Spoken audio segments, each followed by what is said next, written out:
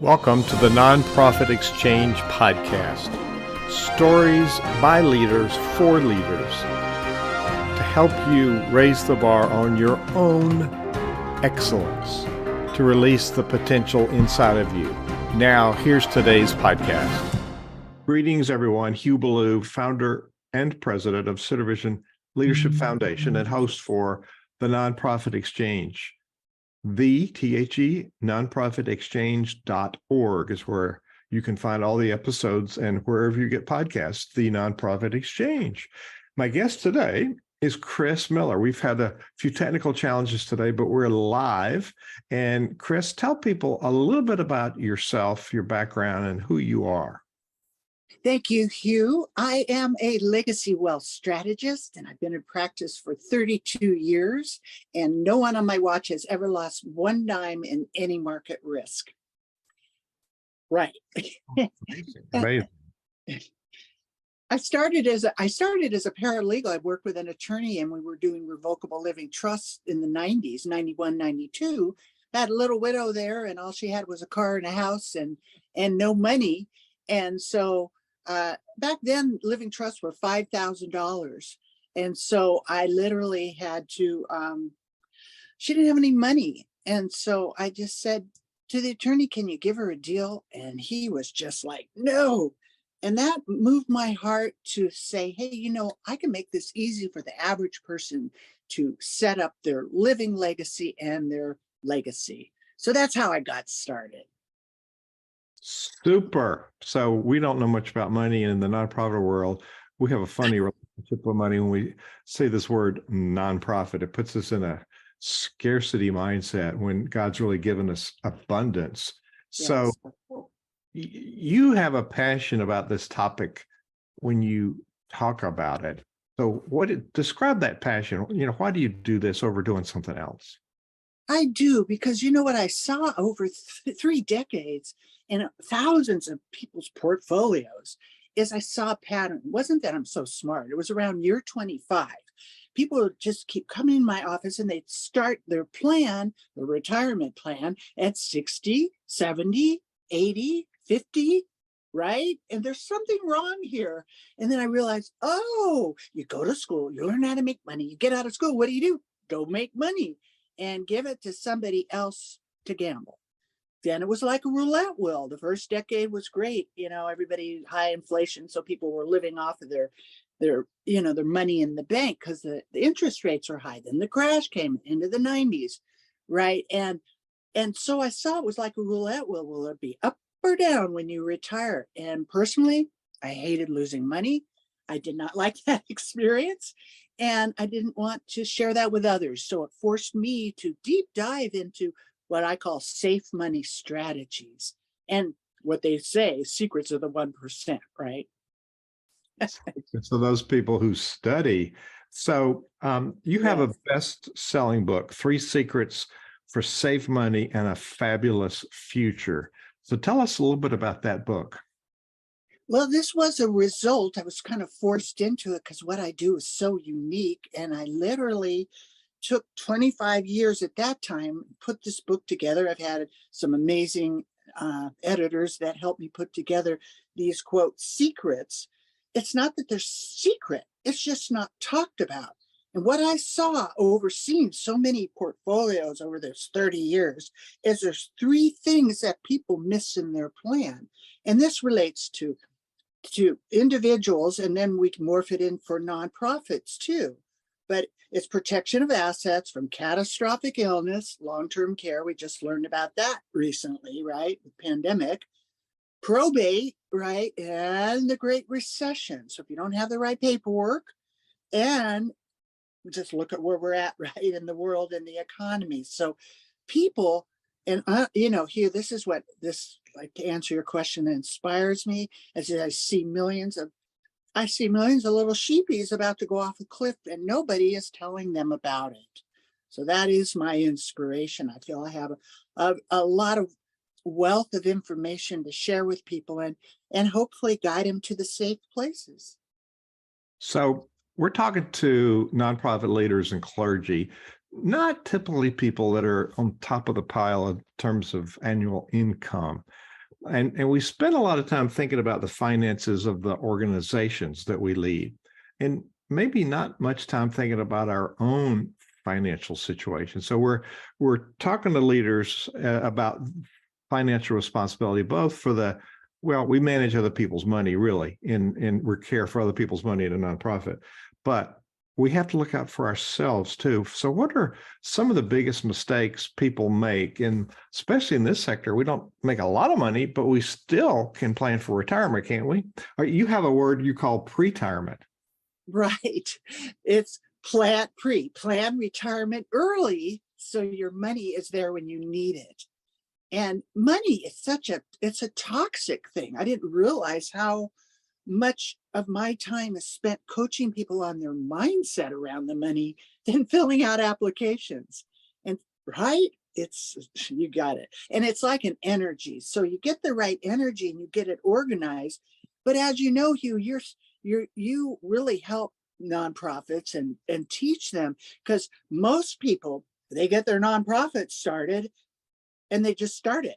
I could raise my hand to that, because they don't know what to do. So, and I'm just going to be a testimony here, and I'm sure you'll take me to another level too, but I have a nonprofit and I started it, woohoo, but with no reality that it is like a business and you have to put certain structures in and they are parallel. They may have a different name for an individual and for a nonprofit. And you've got to get your personal foundation fixed first, because if you're not, protected, you're not going to be able to help anybody else.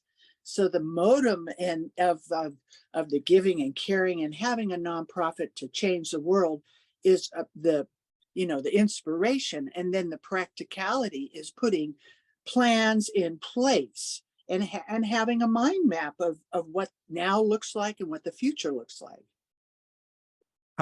Richard Rohr, who's an author and writer and a Franciscan who teaches, he says, how we do anything is how we do everything. Right. That's it. Yeah. If you learn about how money works, I do find there's a big deficit in our relationship with money in this whole sector of what we call nonprofit. It's a business, and I prefer to call it, instead of a for-profit business, it's a for-purpose business. It's still a business, and we need to make business decisions, which means learning about money. And so we also manage, or at least when we get established, we got the founding stage of our nonprofit, and then we got phase one where we establish, some regular recurring revenue. And hopefully by phase two, we have started putting away some money for the future in an endowment fund. Is that a good idea? Then we should think about how we would invest that money, correct? Correct. And so as for your endowment fund, whether you're an individual for the nonprofit, it's you don't want to just haphazardly do it, and you want to make sure the places that you're putting it are going to be safe. So there's a lot of options that people do, that they're just sort of following what everybody else has done, and a lot of that can actually be risky. A nonprofit can lose their money in a recession if they don't have it positioned in the right place. So that's what I like to teach people about, using some of the assets that are out there that are going to be able to protect from market loss. And whether you're an individual, you would be able to get the tax-free. You have the tax-free with a nonprofit, but it's like, it's just like planting a seed. Are you going to put it in the ground and then you have little gophers that are going to eat it and it won't blossom? And that's where some people park their money, in places that aren't growing and have risk and could actually lose the life that's there. So, and that's why I talk about it like healthy money, happy life. You can have a healthy conversation about it. It doesn't have to be scary and icky, right? So let's hope not. So you're talking about protecting the principal. and Right. also growing the money. It just doesn't make sense to me. So say a little more about how you, or is this a secret that somebody has to talk to you directly about? Can you give us? No, Give I us give the information freely, and quite honestly, I did not find out about it till I was 58. I was so mad. I decided, you know what? I'm going to tell everybody about it. Whether I got any value from it, the value will be the sharing of it, and then they'll pass it on. And it's a good thing. So what I found out about, and it's for individual or corporate entities, nonprofits can all use it, the structure of what's investable life insurance. So these are chassis for an individual that are already tax free, but they're using the death benefit. They're using life insurance as a tax free vehicle to get income. So there's some very creative ways that people can put their money in, and these assets don't lose their principal. I use a lot of annuities too.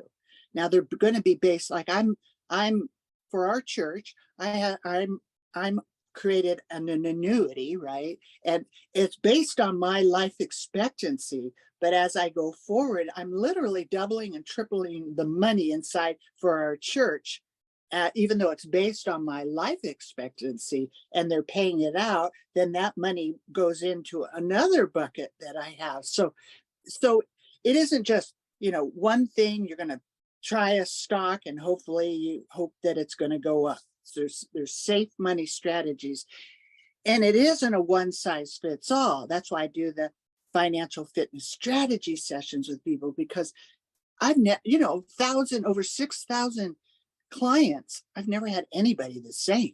Everybody has a different this and a different that. And so it's creative planning. It isn't, you need to do this. No. What are your needs? What do you have? What are your goals? And then we put together a plan around that.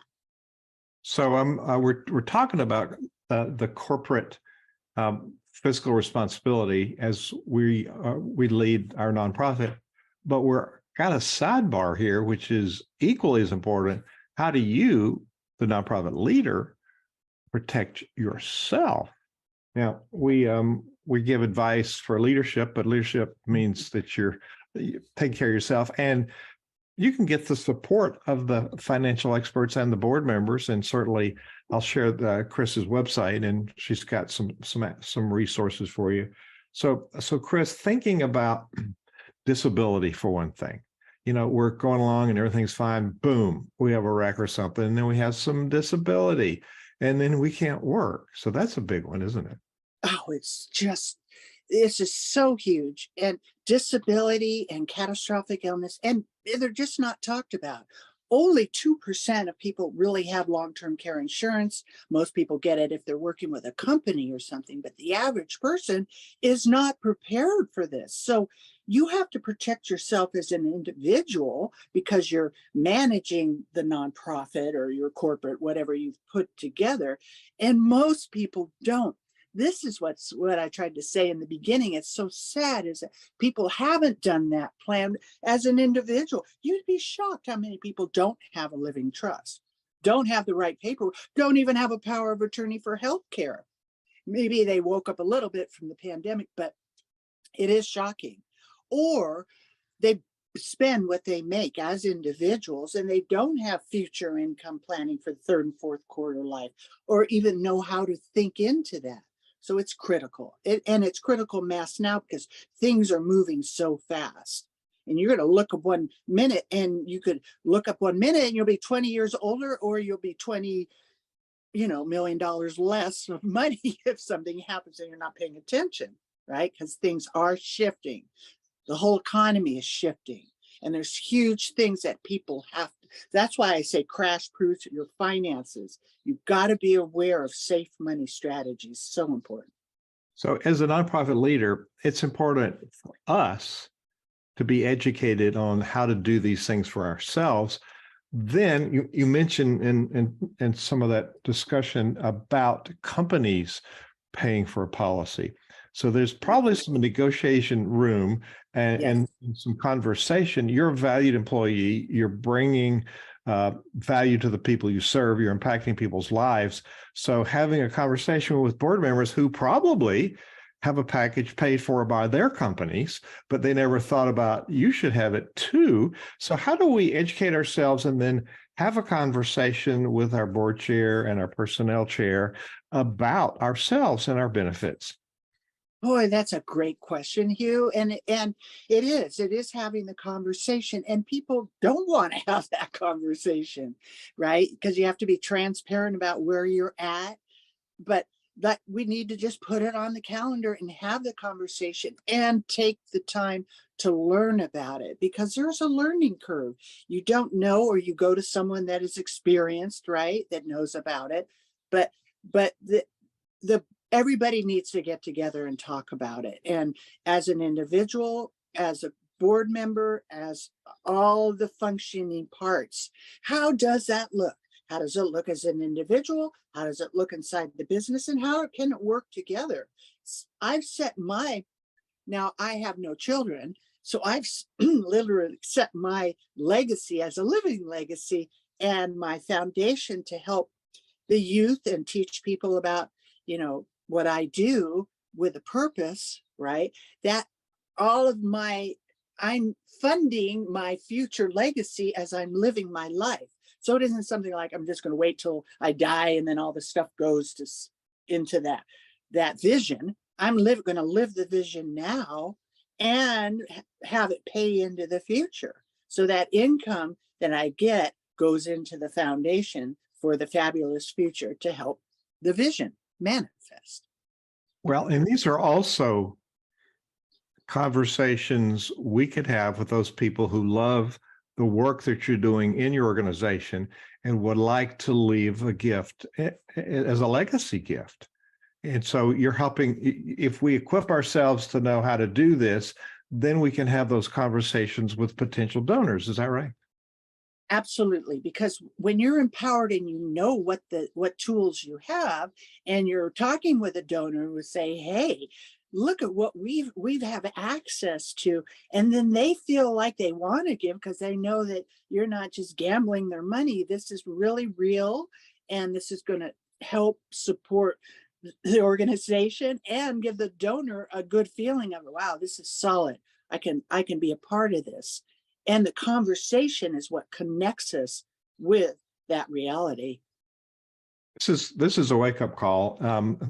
Now, I worked for large organizations, so I got some benefits, but many people work for a small organization, and even getting their medical care paid for, their hospitalization policy, is a challenge.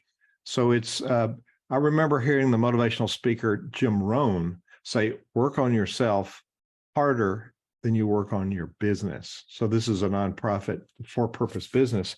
So what you're helping us as listeners to you today is to think about, how do we take care of ourselves, have these meaningful conversations without fault and without fear? Am I tracking with you? You're right on it, Hugh. And it is to do it without fear, because the conversations are hard. What happens when I die? What happens if I have a catastrophic illness and I can't handle my business? Do I have the right paperwork? Do I have a power of attorney for financial so they pay my bills? What if I break my leg skiing? Who's going to take it? You have to have a power of attorney for healthcare so your medical wishes are honored. You don't wait till you're 90 years old to do these things. What happens if I can't work? Do you have income streams that you can just turn on that will supplement, your budget for marketing? And these are things that we can blow away the fear, right? Break through the fear, and the fear becomes fun, because the conversation become empowering and fun when you know that there are tools out there, instead of, oh, I did this too late. Or, I work with people at 90. There's not too late, but it is a wake-up call to do it now. That is really fact. There's no time like the president. So work on yourself, work on your understanding. We most of the time in Citivision, we talk about your planning and your leadership skills, but this is a subset of your leadership skills, understanding how money works, and it's going to make you a better leader for your nonprofit. Now, you talked about trust. You said what you used to work for a lawyer setting up trust. What's a living trust? Well, a living trust is a legal document that's created to own and manage your assets. And its purpose is to avoid probate and conservatorship. What's probate? Probates are courts. So if you have a will, people think, well, if I have a will, it'll just go to your family. Well, not quite. It'll have to go via the court, through that whole system. And that whole system can take anywhere from 5 to 25%, depending on what state you're in, of your assets before your family gets it. Living trusts have been around since the Middle Ages, and really only a few people have known about it, but it avoids probate and it lets you give what you have directly to your family with no middleman. You don't need me, you don't need courts, you don't need attorneys. Now, I'm a legal document assistant. I'm licensed to prepare living trusts. So it's in California, it's called an LDA. It's kind of like the paralegal works for an attorney, and an LDA is an independent document preparation service. So we've created over 6,000 living trusts, and thank God, never had a problem. They work great. And they're for you while you are alive. It's not just an end of the life document, because these documents that are inside the binder of the trust, the power of attorney for financial and health, you need that now. These are so important to have. So is that the kind of conversation we could have with donors about them having a trust? Is that appropriate conversation? Absolutely. I mean, because we're living in this crazy world, it isn't that you have to be 90 or 100 to pass away. Any age is vulnerable. And if you have a donor that doesn't have his own life protected and set up, then what a waste of the gift of his blessing of the donor and that he's going to share with who he wants to. He didn't have his own life together. And I'll tell you what, I've seen that. And it is so sad, because people had good intentions, but they didn't have all their ducks in a row. They didn't have their plan in place. So I know of organizations that I work with and support that have people who are so passionate about supporting them. But if they were, and one of them died last year, and so that support ended. And as far as I know, the assets are still in the court system. And so the organizations hasn't been getting any money. So if they had had a living trust, it would have bypassed that. Are you right? Absolutely. A living trust, when you put your assets, so you get a living trust, and then all your assets are in the name of the trust. And because they're in the name of the trust and the language of the trust supports that, it avoids the court system, avoids attorney fees, avoids court costs, and goes directly to the family. And the instructions in the trust says this percent goes to this nonprofit or church or whatever. It makes a lot of sense. So your website is Healthy Money, Happy Life. Am I right? HealthyMoneyHappyLife.com is the website. And if you want to hop on a call, what I call financial fitness strategy, there is no charge to see if I can help you. And you can go with Meet with KrisMiller.com. That's KRIS Miller.com. And I'm happy to hop on there and see how I can help you and just have the conversation. And that's a really good way to get in touch with me. You can also call me at 951-926-4158. And like I said, I have a wealth of blessings to share with people, and really look forward to connecting with people. You are a fireball. You have so much. Well, I have so much. Yeah, I know. You're turned Thank on. you. I am. I feel like a racehorse waiting for that gate to open, because there's so many blessings, to share. And I'm just excited for it. You can also email me at Kris@HealthyMoneyHappyLife.com. Yeah, on your website, there's a contact button. So it's lots of ways that you can get a hold of Kris and pick her brain. Healthy money, sorry. Healthy, HEALTHY, Healthy Money, Happy Life, straight through, and then .com will take you to her website. And there's a contact button, and the website has all kind of resources. And look, there's some reputable companies you work with, like realtors and banks and governments. Okay, people recognize the value that you bring. And this is the stuff we're talking about today is mostly, I find, that people don't want to talk about because they're uncomfortable talking about it. Why do you think that is? Because there's so much emotion around money. Like I said earlier, I do more coaching with people than the apps because look, my husband always banked at Bank of America or whatever, and people get attached to their money and the conversation and fear. There's so much fear around money and what's going on. I mean, just turn on the news, right? Are the banks all going to go away? Is this going to happen in the war? This, that, and it's coming at you, and it's going to get, the days would be quickened, right? Look at what's going on. We got the same number of hours in the day, but it's less, right? And so it's a marathon of fear. And you got to raise above the fear and be empowered to take control of your assets, right? Be in control of what you've been blessed with so you can help others. Wow. That's a really good, big, long soundbite that we ought to digest here. So Kris Miller, healthymoneyhappylife.com. In a short period of time, you've given us an awful lot of things to think about and a way to get a hold of you if we wanted clarity on many of these things. So I think, folks, it's time to close the gap. And I, for one, have learned some useful stuff today. So Kris, as we're ending this really fun and informative interview, what do you want to leave people with? What thought or challenge do you want to leave with people today? Well, in this world of a lot of the fear that's coming at us, and I want to just share gratitude, because this is what's getting me through challenges that come to me, is to stay grateful. So, before I get up in the morning, I thank God. I think of 5 things I'm grateful for. I do it in the morning and then the night. And when I set my, feet on the floor, I'm like grounded in Jesus. That's how I do it. Okay. And it connects my brain, instead of the fear and the worry, like, what if I can't do this? And what if I can't do that? And all the things that's happening to us right now. Gratitude is the attitude that gives you the leverage or the right latitude to raise above the fear of this world. Whoa. You need to if you're having an event, you need to get Kris Miller to speak at your event. Kris, thank you for sharing your wisdom today. Thank you, Hugh. It's been an honor. Thank you. Appreciate it. Thank you for watching The Nonprofit Exchange.